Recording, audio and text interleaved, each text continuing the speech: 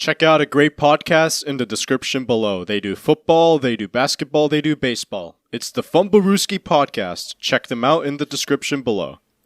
Hey, what's up, and welcome. The playoffs are now underway, and we are about to talk about our picks for the regular season awards, but also some of the playoff predictions. Let's start off. Alright, I think starting off we should go for the awards. And I guess the first one, the most important one, is the MVP award. So we obviously know it's been a 3-4 player race the whole season, but who do you got winning MVP? For me, winning MVP is Joel Embiid, purely for the fact that we have voter fatigue. We had Jokic winning last year, Giannis winning before that. Those are the two last MVP winners of the last 2 years. And I think Embiid will win it this year. He is the scoring leader this season. He has been one of the most consistent players all year. Not saying that Giannis and Jokic have not been, but Embiid has been fairly healthy, good enough to make his impact noticeable. Even with Harden coming in, Embiid still did his thing. And he will be a first-time MVP winner if he wins the award. So I don't see why he shouldn't win it. Yeah, I have Jokic winning. Screw the voter fatigue. I feel like if the Nuggets don't have Jokic, they're basically the worst team in the NBA. That's how bad they are without Jokic. All the advanced stats show why he's having one of the best seasons in the NBA. And no knock to Embiid, he's also having a tremendous season. But just purely, if there was no history with who won this award before, I would pick Jokic because the impact he brings to that team is just unreal. But yeah, Embiid is right up there. He's like 1A, 1B, but if I have to pick one, I'm picking Jokic. I wouldn't be mad with either of the top 3 MVP candidates, to be honest with you. So that the viewers know, we're thinking of Giannis most likely as the third one. I think logically, with how everything goes, Giannis would be the third one. He is also in DPOY conversations, and Giannis recently spoke about how he does not care about winning the MVP award. Not that that impacts it or anything. But I'd say Giannis is a third, voter fatigue and whatnot. He's had more of the success. And it will be a little bit more friendly, or not friendly, but you get what I mean with the narrative with Joel Embiid, that he'll win the MVP and whatnot. I think it's more of the narrative that the NBA is doing it. But Jokic had one of the best seasons ever. He topped his MVP year. He had 2K, 1K 500 this year. Am I correct? Yeah. 2,000 points, 1,000 rebounds, 500 assists. That's insane. First player in NBA history to do so. So I can definitely see Jokic winning it as well. But based on the narrative, I can't see why Embiid shouldn't win. Yeah. Isn't it crazy how I think early on in the year we also did our prediction video on the awards. Remember who we had as the MVPs front runners? I believe I said Steph Curry. Curry and Durant were like the top 2. And to be fair, looking at it now, like they're not even in the top 5 really. Or maybe like top 7, like top 10. Like they've just fallen off, or it's just that there have been other players who've like helped their team out even more. It's Ja Morant. For me, it's not with who's the better player, because we all know Kevin Durant can light up anybody and everybody whenever he wants to. But it's more so who has the better season and the impact you have on your team, which is the MVP award. Steph Curry had a very bad stretch at some point after he became the all-time 3-point make leader. And Durant has had his fair little issues with injuries and the whole Harden saga and the Kyrie saga, which he finally gets to play. So that may have hindered Durant as well, but it's just weird to see how we now have Jason Tatum and Ja Morant leaping behind over those guys, and they are so young. Fifth-year player is Jason Tatum. Ja Morant is now in third year, and Ja Morant is top 5, top 6 MVP voting, no question. Yep. Moving on to the Rookie of the Year. I feel like this is also a 3-man race, mostly. So who do you have winning Rookie of the Year? If we look at consistently, games 1 through 82, Evan Mobley, in my opinion. But if we're going on as of the last day of the season, I gotta go with Cade Cunningham. Cade Cunningham has been on a tear ever since he came back, and he has been borderline unstoppable for like weeks on end towards the end of the season. 28-5 for some weird reason. That's the stat line that I can relate to him with, and he has been torching people. But if you ask me, I think it will go to Mobley. Yeah, I also have Mobley winning it, purely because of the fact the Cavs have done so well this year. And it's not just him. Of course, you have Jared Allen, you have the resurgence of Darius Garland, but Mobley was a huge part of that team doing so well. And just looking at the highlights and everything he's done for that team, like, it's well deserved. But anything with Cade Cunningham and Scotty Barnes, like, it's tough. I don't think we've had a closer Rookie of the Year race since I don't know when. I think in 2004 there was a co-Rookie of the Year award because they had the same number of points. But since this year you have to vote first place, second place, third place, it's much harder for two players to have the same amount of votes. But I feel like the voting is going to be close. But if I had to guess who's going to win, it's going to be Mobley, and I think he deserves it as well. Not that the other two don't deserve it, but I think Mobley's had the most impact.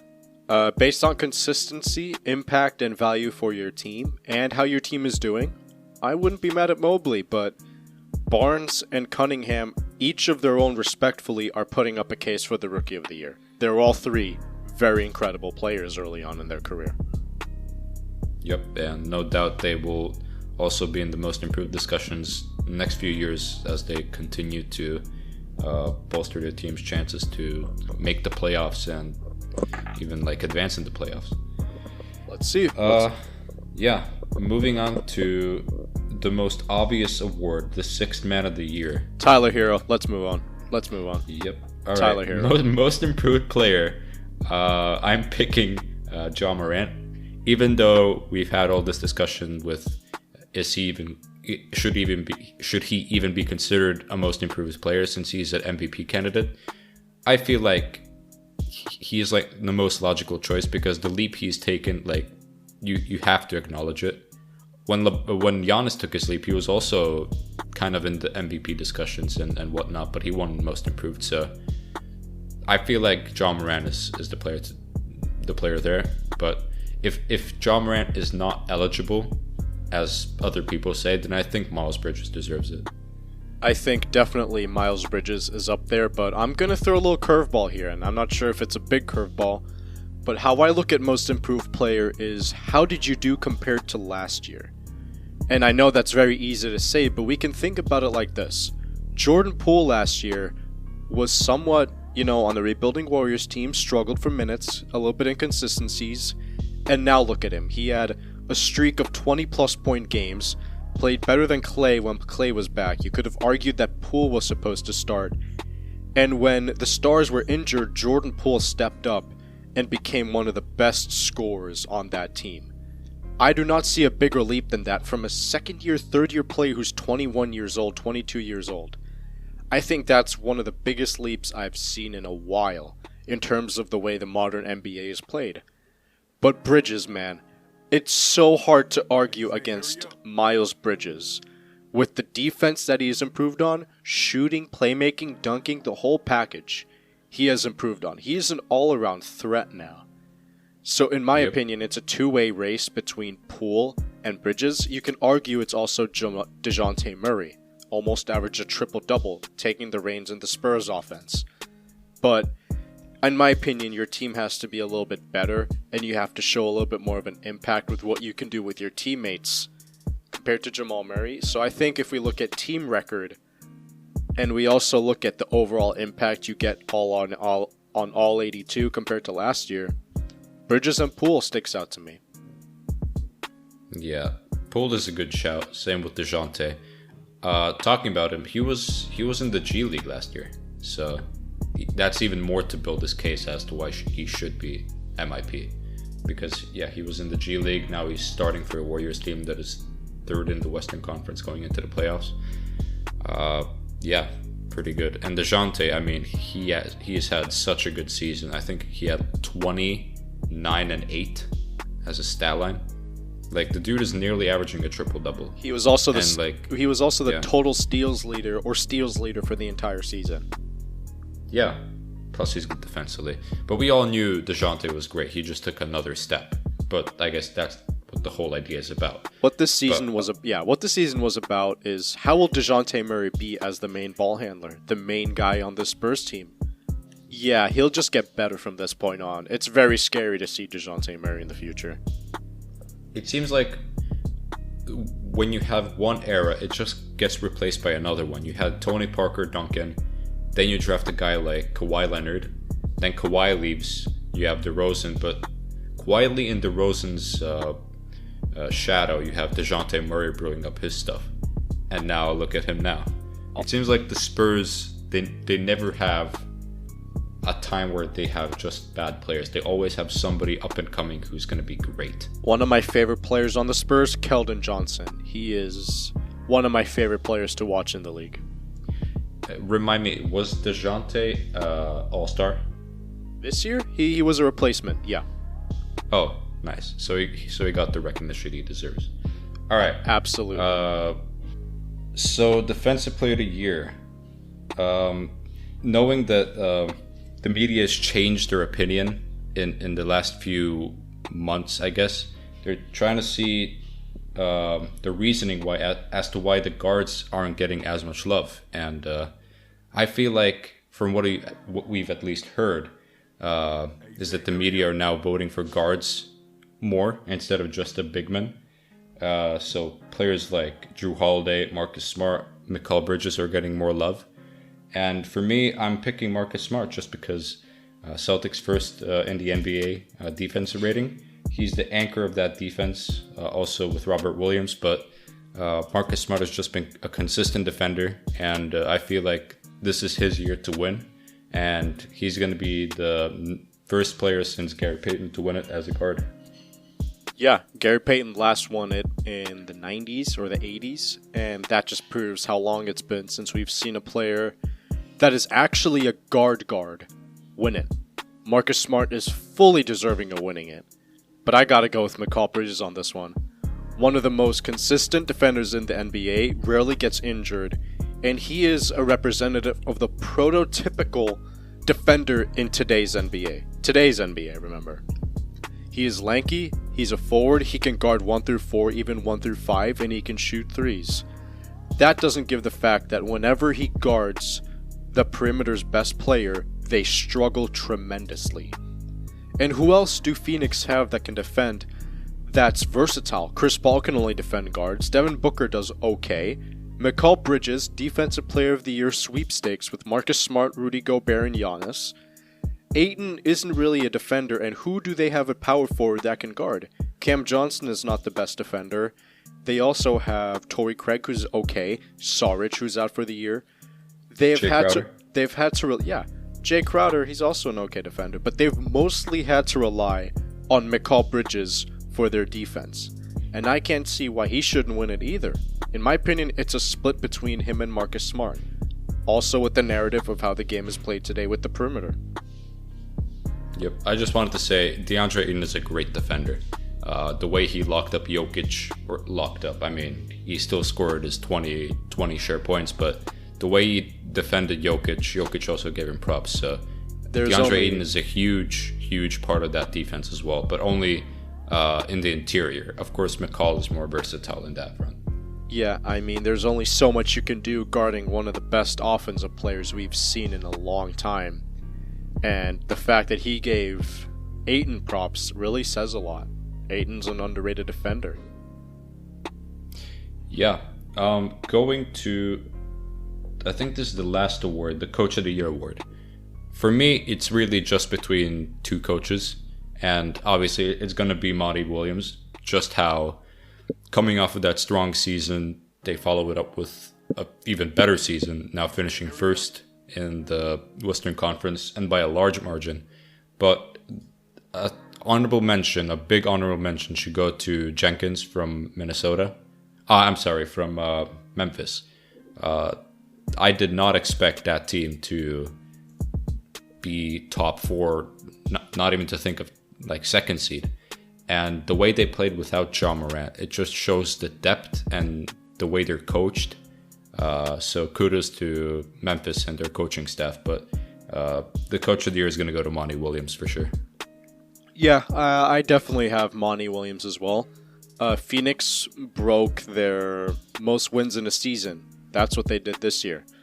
And they even topped it with, what they have here. Some honorable mentions I really think deserve Coach of the Year. I will definitely give Ime Udoka some love for his job on the second half of the year. Really helped the Celtics team. And also Jason Kidd. Jason Kidd got looked at as a kind of a question mark early on in the season. And now look what he has done on the second half of the year. Dallas are playing incredible, and I think he deserves a lot of credit for his play calling when Luka is not on the floor. Dinwiddie and Brunson are doing really well for themselves when Luka is not on the floor. And Jason Kidd has a big say in that.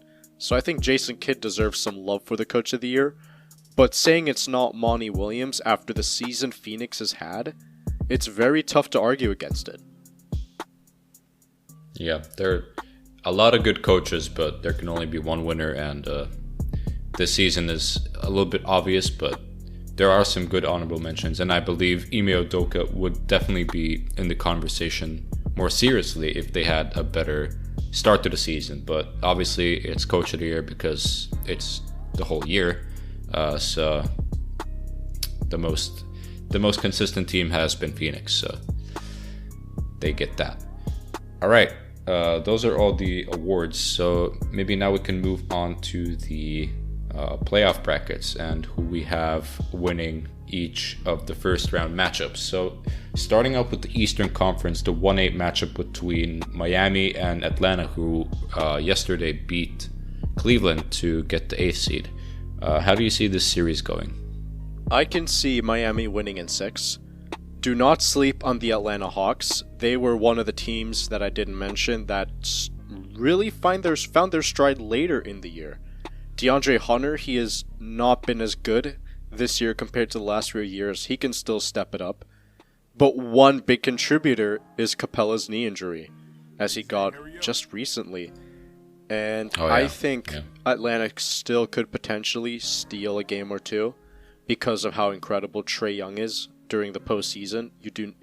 Trae Young just loves the postseason, okay? He will definitely do his job. But against Miami, to win against Miami, all 7, it's tough. They have so many versatile defenders. They brought in PJ Tucker, who is an incredible defender. Kyle Lowry, 6th Man of the Year Tyler Hero, Jimmy Butler. They also have Dwayne Dedmon, who is incredible, let alone Bam Adebayo. So many pieces. Duncan Robinson. Miami, they are so deep. Oh yeah, Max Strus as well. Gabe Vincent can also do an okay job. I don't think he'll do as much, but he could also do decent work. Miami is just a team full of grinders. They are here on a mission this year. We know how Jimmy Butler and the Heat culture are. But yeah, Heat in 6. Heat in 5 or Heat in 6. If Capella is actually out for the series, I'm taking a sweep for the Heat. If Capella is there, I'm taking Heat in 5, just because of the depth of the Heat. You already mentioned all the players. Also, Cody Martin, Cody or Caleb, one of the two. I've mixed it up, so I don't remember which one, but he's also been playing great in Miami. So that Miami team is just. I forgot to mention Oladipo. He recently had 40 on the last game of the season, although it was against not so good competition as they threw away. Oladipo with 40 points, and he has been a bench player for the Heat. Yeah, I mean, they have a pretty nice lineup and also a lot of experience. They've been to the finals. They have Kyle Lowry as well, who's actually won a championship. So I see Miami just taking quick work of Atlanta, even though they have picked up, as you said. I just don't see how Miami can really mess this up. They've just been very well prepared and very well coached. So, Moving on to what probably will be the most exciting series of the first round, the 2-7 matchup between Boston and Brooklyn. It's tough. It's very tough because my mind says one thing and my heart says another. But I think this matchup will go down to the wire, the whole 6 or 7 games. Also depends on if and when Robert Williams and Ben Simmons comes back, because those two players can really alter the direction of the series. But yeah, it could go 6, it could go 7, and it could go to either team. It really depends on how well the Celtics defend, how good, like how well prepared are Brooklyn for the defense, and how they put Durant and Irving in positions where they can succeed. So this is just gonna be very insane for a first round series. I have never been so torn with a playoff series before. It's actually crazy to me. Either team could get it. In my opinion, these two teams are some of the most evenly matched teams in terms of matchups with 2 and 7 I've seen in such a long time. The battle of the duos, Jaylen Brown and Jason Tatum, all NBA caliber players, can easily give you 30 to 20 with all-around stat lines. Kevin Durant can score 30 in his sleep, and we know how Kyrie Irving normally does in the postseason. Incredible. And he is going to play against Boston, his former team. You know how Kyrie is. You know how Kyrie is going to be. I can say Celtics in 7, and I can say Nets in 7, and to be honest, I wouldn't contradict myself either way. It's all about on the timetable of the returns between Ben Simmons and Robert Williams. But if we have both of these teams, Armand, fully healthy, both of them come back. Solely because we have not seen Ben Simmons play for an entire year, and Robert Williams has a timetable for his return, and we have seen how he flourishes in the Celtic system, I have to give it a hair, just a single hair, to the Celtics if both of them come back. Solely for the fact is that Rob Williams has played this year. Yep, that series is going to be tough. Interesting to mention, they faced each other last year, also as a 2 and 7 seed, but now the roles are reversed, as Brooklyn is the one who came in from the play-in tournament. Obviously, their situation is a little bit different. I mean, the Celtics were just plain bad last year. And Brooklyn, they've just been injured a lot, but now everybody's healthy, and they're definitely much better than a 7 seed.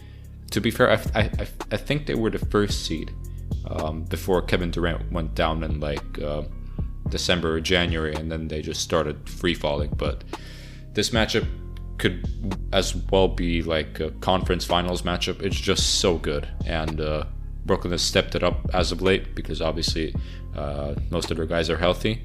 So, I mean, it could really go either way. And I don't think we've seen a more interesting first round matchup since Clippers Spurs in 2014, when the Clippers were the 5 seed. It wasn't this the Chris Paul game winner with the floater?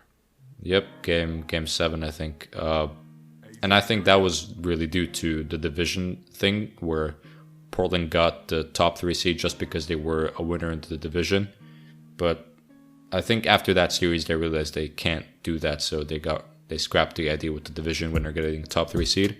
But yeah, I just wanted to note that this series is probably going to be in the same hype range as that series in terms of like the pure talent and everything, because it could as well be just a conference finals matchup as well. So it's going to be insane. And whoever wins, kudos, because these two teams can practically win it all, basically. To be honest, if the Celtics lose or the Brooklyn Nets lose, it won't be a disappointment, and that won't be unless if they play terrible. Absolutely terrible. But we have seen what the main guys on each of these teams can do in the postseason. That's why it's going to be such an interesting series. Wait, but we got to move on to the next one. This is just one of the biggest series for us as Celtics fans in a minute. We believe right now as the Celtics, we can do something this year. It just happens to be the fact that we are playing against one of the 2 of the most talented and skilled offensive players the league has ever seen. That's it.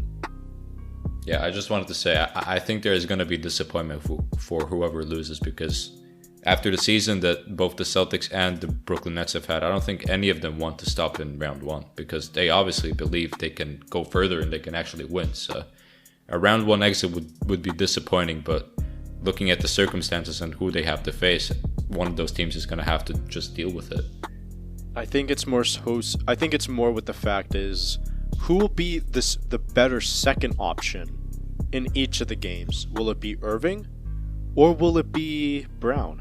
Jaylen Brown is a big X factor for the Celtics, just as much as Kyrie is, because Kyrie is going to have to deal with Marcus Smart for most of the game.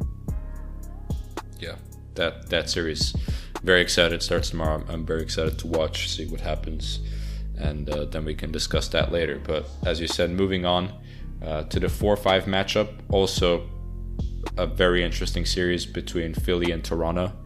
I'm seeing this goes all the way to 7, because we already talked before. If there is one team that knows how to stop Joel Embiid, it's Nick Nurse and the Toronto Raptors, with all their box and ones, all their zones and everything they play on defense. Plus they have, as you said again, a gajillion wings they can throw at him, or any player, Harden or Tyrese Maxey. So but I feel like Philly is going to win in 7, but it's just going to be a bloodbath, and it's going to be a grueling 7-game series.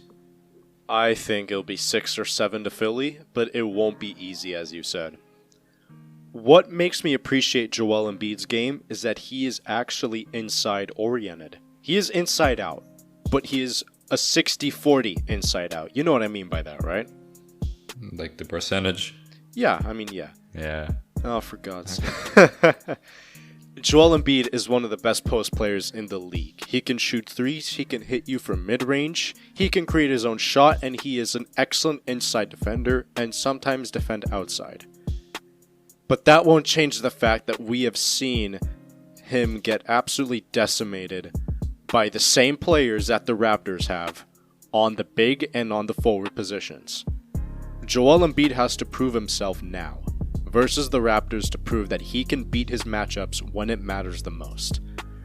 But for the Raptors, I wouldn't say it's as much pressure on them, because they don't have an MVP candidate. They have a rookie in Scotty Barnes.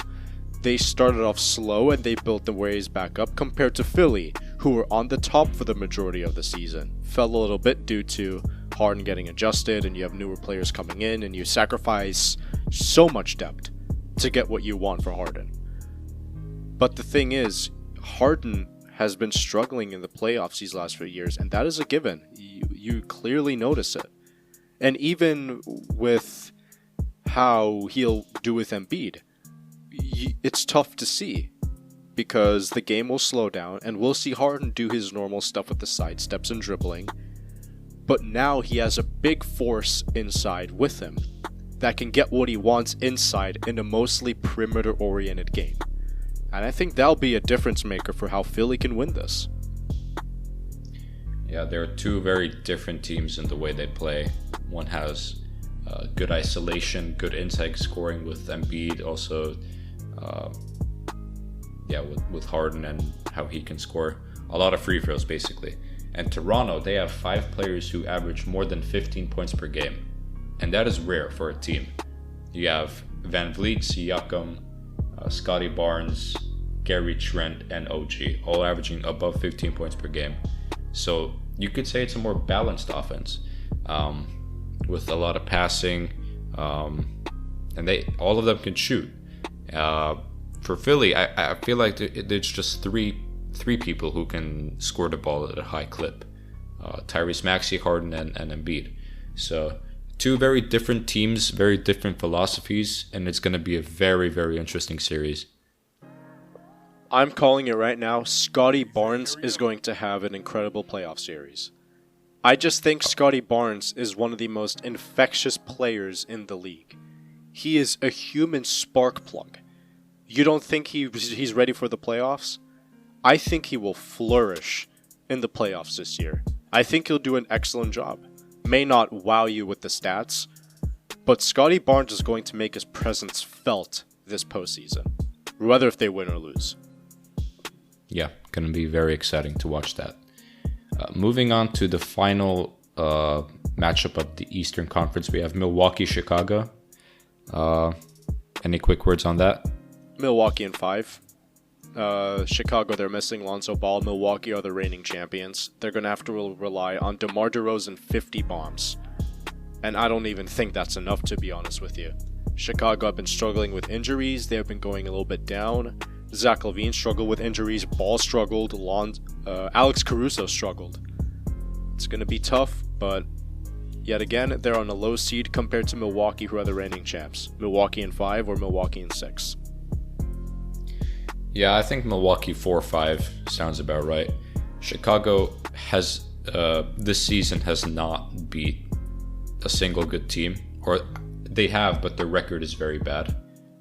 I think you've seen this as well, right? So above 500 rated teams, their record is very bad. They were 0-13 versus top 3 teams in each conference. And what would you guess? Milwaukee's a top 3 team, so Milwaukee bad is luck easily there. top 3 team.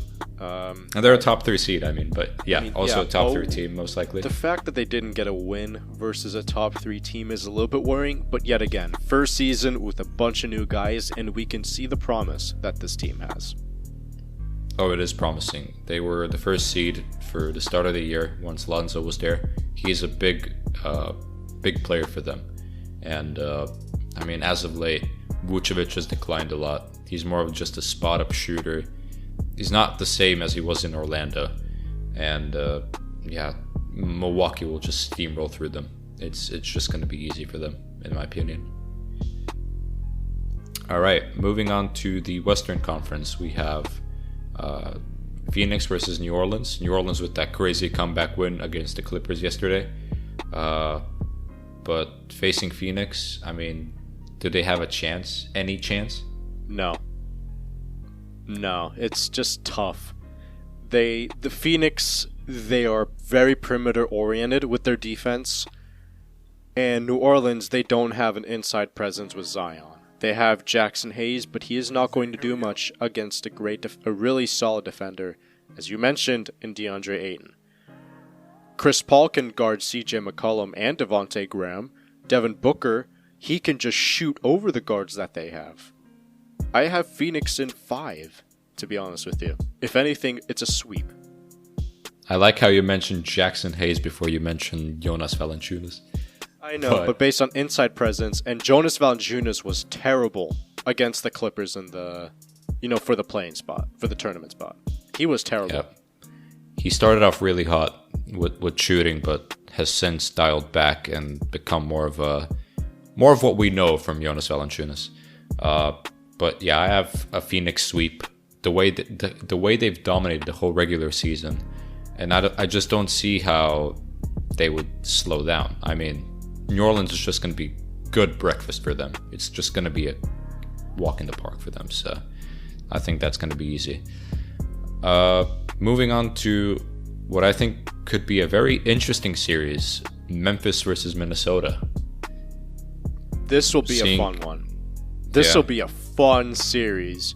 2 explosive guards who can poster anybody in the league. Count me in on this. Karl Anthony Towns, a redemption year. Easily, I'll have fun with that. We also have Memphis, depth for days. I don't think Dylan Brooks is playing. Is Dylan Brooks playing, or is he still injured? He was injured for quite a while, wasn't he? Yeah. Anyways, I think Ja and the depth that they will have will beat Minnesota in 6.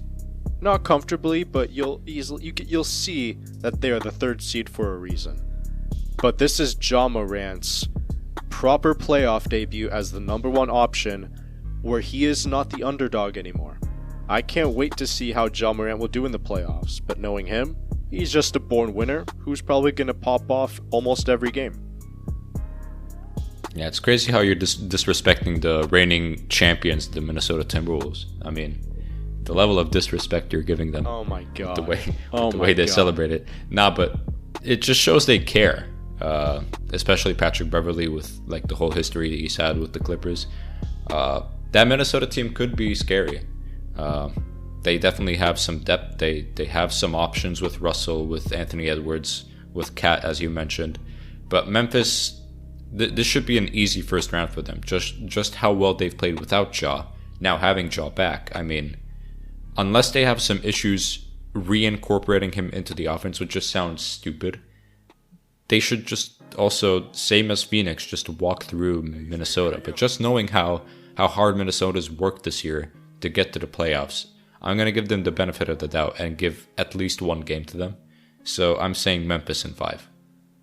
Yeah, we know how Patrick Beverley is on defense. Yep. So you really think he's going to go down quiet? No. He's definitely not going down quiet. Yeah. 4-5 matchup, which is going to be a very interesting one, knowing that Luka Doncic may not even play in the series. Dallas versus Utah. Game 1 already happening right now, but your thoughts going into this?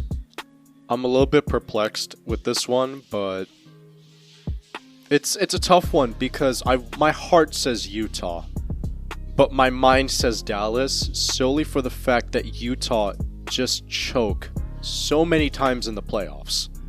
They just can't get it done regardless of what seed they are. Remember when they were the first seed? Couldn't get it done. They choked a 3-1 lead in the bubble versus the Nuggets. Rookie Donovan Mitchell beating the OK3 team with Melo, George, and Westbrook. That's good. Lost versus Houston later on when Houston had almost no defense, but it's Harden, and Harden can do what he wants on that Houston team. But as I'm going back to it, Utah they don't get it done in the playoffs.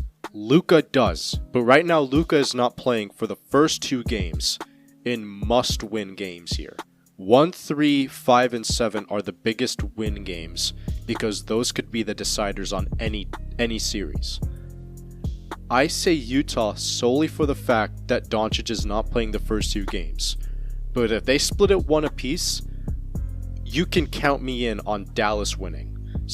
Yeah, you can count me in on Dallas winning this. Yeah, I'm taking Utah. And I feel like if Utah doesn't win, they should most likely blow it up. Keep Mitchell and look to trade everybody else, because they've kept the score for a while, and if they can't get through Dallas, who doesn't have Doncic right now, it's just a huge disappointment.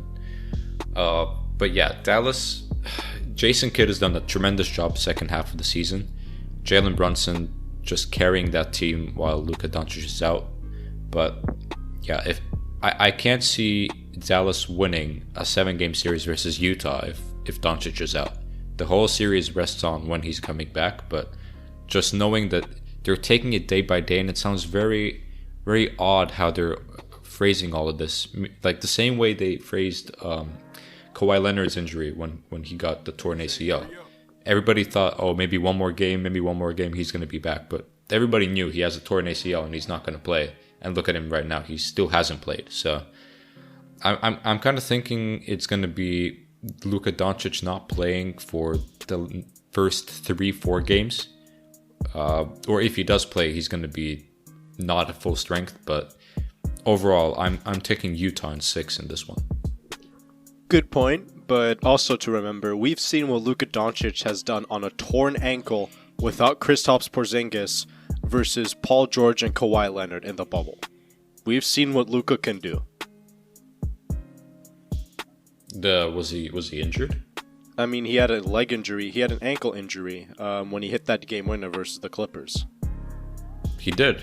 Well, then yeah, I didn't even know that. Torn ankle and no Porzingis. Kudos to him then. Right. Last matchup, we have Golden State versus Denver. Also a pretty interesting one, but knowing that Denver has Jokic and role players, basically, and Curry is coming back for Game 1, shouldn't this be kind of a series already written off, or do you see some chance for Denver? As long as if you have Jokic on your team, anything can happen. Same with Steph. Anything can happen, but I think realistically here, it has to go to the Warriors. Jokic is 1, and his second best player is number 4. 2 and 3 are out for the entire year. Warriors have depth, they have championship mentality, they have champions on their team. I think they will beat Denver in maybe 5 or 6. Maybe they lose a game here or there, but I think the Warriors should win this. But Jokic is going to do his thing. Yep, I fully agree with you. I think the Warriors just have more depth. They have the experience with Curry, with Clay. Clay finally playing like his older self. Obviously, we mentioned Jordan Poole, the way he's played. And when Curry plays in the first game of the playoffs, it's going to be the first game since 2019 that Curry, Draymond, and Clay all play together. So we're going to be in for a treat, but I think this is Golden State's to take. So if the Warriors win at all, watch them be the most hated team in the league again. Remember when everybody was hating on the Warriors because they were just that good? Yep, I feel like right now they're in a good spot because they're not overly powered, but they're a team. They're basically a contender. I could name only like 3-4 teams in the Western Conference that are contenders, and Golden State is one of them.